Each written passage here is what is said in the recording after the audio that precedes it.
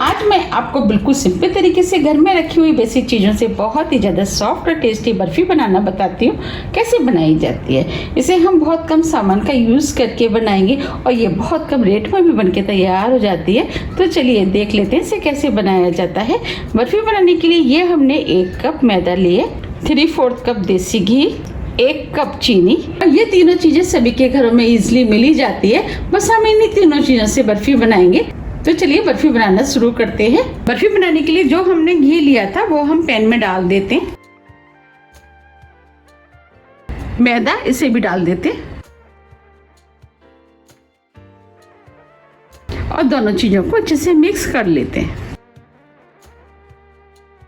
अब ये दोनों चीज़ें अच्छे से मिक्स हो गई हैं। अब हम स्लो फ्लेम पर 6 से 7 मिनट करीब लगातार चलाते हुए इसे भून लेते हैं। बस भूनते समय हमें ध्यान रखना है कि इसका कलर चेंज नहीं होना चाहिए। अगर हम इसे तेज फ्लेम पर भूनेंगे तो इसका कलर चेंज हो जाएगा, फिर वो बर्फ़ी ना ही खाने में अच्छी लगेगी और ना ही देखने में। इसीलिए हमें फ्लेम को स्लो ही रखना है। ये बर्फ़ी खाने में बहुत ही ज़्यादा टेस्टी लगती है। हम इसके अंदर ना ही दूध का इस्तेमाल करेंगे ना ही मावा का, फिर भी ये बहुत ही ज़्यादा टेस्टी बन के तैयार होगी। 7 मिनट करीब हो गए हैं। अब ये मिश्रण भुन गया है। भुनने की पहचान ये है कि देखिए अब इसमें झाग से बनने शुरू हो गए हैं।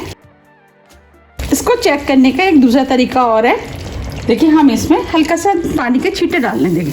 देखिए छनन छनन की आवाज़ आ रही है, इसका मतलब ये मिश्रण भुन गया है। देखिए इस मिश्रण का कलर चेंज नहीं हुआ है। अगर हम इसे तेज़ फ्लेम पर भूनते तो इसका कलर चेंज हो जाता और उसकी वजह से बर्फ़ी ना ही देखने में अच्छी लगती है और ना ही खाने में। अब हम फ्लेम को ऑफ कर देते हैं। अब हम मिश्रण को साइड में रख देते हैं। बर्फ़ी के लिए चाशनी बना लेते हैं। चाशनी बनाने के लिए ये हमने दूसरा पैन लिया है। हमने 1 कप चीनी ली है, तो अब हम पैन के अंदर आधा कप पानी डाल देते हैं। अब जो हमने चीनी ली थी वो भी हम पैन में डाल देते हैं। चीनी को पानी में अच्छे से मिक्स कर देते हैं। अब ये चीनी पानी में अच्छे से मिक्स हो गई है। अब हम मीडियम फ्लेम पर लगातार चलाते हुए एक तार की चाशनी बना लेते हैं। आप देख पा रहे हैं चीनी अच्छे से मेल्ट हो गई है। अब हम इस चाशनी को 2 से 3 मिनट के लिए और पका लेते हैं। 3 मिनट करीब हो गए हैं। अब हम चाशनी को चेक कर लेते हैं। अब हम थोड़ी सी चाशनी को हाथ में ले लेते हैं।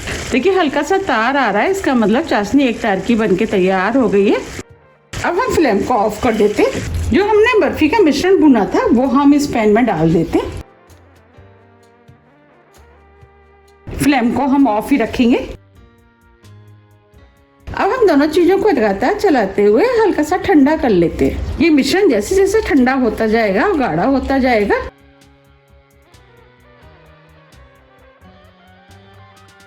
आप देख पा रहे हैं मिश्रण पहले से गाढ़ा हो गया है। अब इस बर्फ़ी में मावे जैसा टेस्ट आए उसके लिए अब हम इसके अंदर 2 टेबल स्पून मिल्क पाउडर डाल देते हैं। ये ऑप्शनल है, आप चाहे तो इस बर्फ़ी को बिना मिल्क पाउडर के भी बना सकते हैं, वो भी बर्फ़ी खाने में टेस्टी लगती है। मिल्क पाउडर को मिक्स कर देते हैं। ये बर्फ़ी खाने में बहुत ही ज़्यादा टेस्टी लगती है। आप इसे एक बार ज़रूर ट्राई कीजिएगा, आपको भी ये बहुत ज़्यादा पसंद आएगी। अगर आपको मेरी रेसिपी पसंद आ रही है तो आप रेसिपी को लाइक कर दीजिएगा और अभी तक मेरे चैनल को सब्सक्राइब नहीं किया है तो आप चैनल को भी सब्सक्राइब कर दीजिएगा और बेल आइकन को भी प्रेस कर दीजिएगा, जिससे कि मैं जब भी नई वीडियो अपलोड करूँ उसका नोटिफिकेशन आपको सबसे पहले आए। ये हमने 3 से 4 छोटी इलायची ली, जिसे पीस लिया वो डाल देते। इससे बर्फ़ी में खुशबू अच्छी आएगी, बर्फ़ी खाने में भी टेस्टी लगेगी। इलायची को मिक्स कर देते हैं। आप इलायची की जगह गुलाब जल या केवड़ा वाटर भी डाल सकते हैं। अब ये मिश्रण पहले से थोड़ा सा ठंडा हो गया है। अब हम इसे 1 मिनट करीब लगातार चलाते हुए थोड़ा सा और ठंडा कर लेते हैं। 1 मिनट करीब हो गया है। अब ये मिश्रण ठंडा हो गया। हमें इसे बहुत ज़्यादा ठंडा नहीं करना है, अगर हम ज़्यादा ठंडा कर लेंगे तो मिश्रण थोड़ा सा हार्ड हो जाएगा। अब हम इसकी बर्फ़ी जमा लेते हैं। हम इस बर्फ़ी को केक टीन में जमाएंगे, तो हमने इसके अंदर बटर पेपर लगा दिया है। अब हम बटर पेपर में थोड़ा सा घी लगा देते हैं, जिससे कि बर्फ़ी आसानी से उतर जाएगी। अब हम बर्फ़ी के मिश्रण को इसके अंदर डाल देते हैं।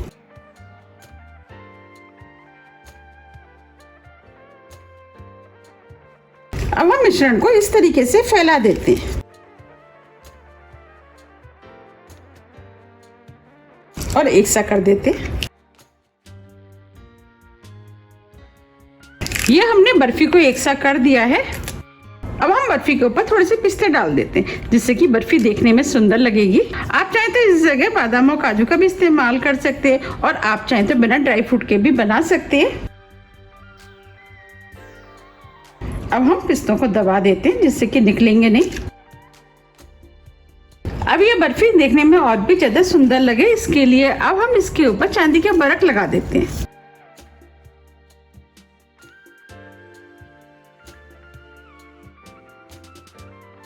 और आप चाहें तो इसे बिना चांदी के बरक के भी बना सकते हैं। वो बर्फी भी खाने में टेस्टी लगती है, लेकिन इसके लगाने से बस बर्फी देखने में सुंदर लगती है और टेस्ट में कोई अंतर नहीं आता है। अब हम बर्फी को सेट होने के लिए रख देते हैं। 2 घंटे करीब हो गए हैं। अब ये बर्फी भी सेट हो गई है। अब हम बर्फी को बाहर निकाल लेते हैं।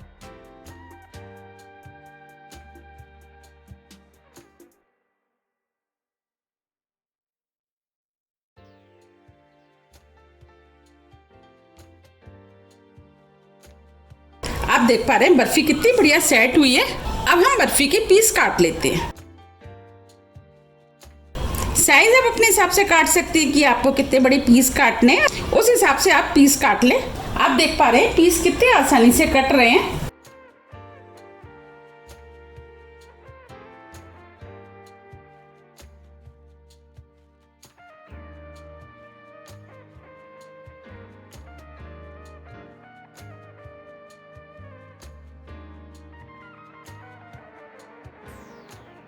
अब हम इधर से भी काट लेते हैं। आप चाहते हैं इस बर्फी को इस तरीके से लंबे पीस में भी काट सकते हैं और हम इसे स्क्वायर पीस में काटेंगे। तो अब हम इसको यहाँ से काट लेते हैं।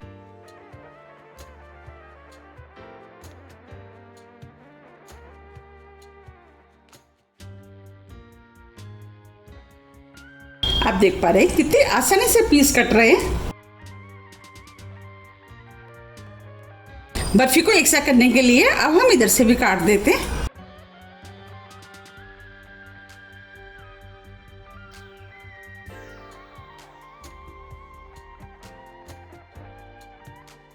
अब मैं आपको बर्फी को पास से भी दिखा देती हूँ। देखिए कितना बढ़िया पीस कटा है। ये बर्फी बिल्कुल लग रही है ना मावे जैसी। इसे देख के कोई कह भी नहीं सकता है कि ये मावे की नहीं है। इस बर्फी का टेस्ट कुछ कुछ मावे जैसा आता है और ये खाने में तो बहुत ही ज़्यादा टेस्टी लगती है। अब मैं आपको तोड़ के भी दिखा देती हूँ कितनी सॉफ्ट बनी है। देखिए बनी है ना कितनी सॉफ्ट और जूसी लग रही है ना। बिल्कुल मावे की बनी हुई बर्फी है। कोई कह नहीं सकता कि इसे हमने मैदे से बनाया है। देखिए कितनी बढ़िया बर्फी बनके तैयार हुई है। बहुत ही ज्यादा टेस्टी बनके तैयार हुई है। अब हम इस बर्फी को प्लेट में निकाल लेते हैं।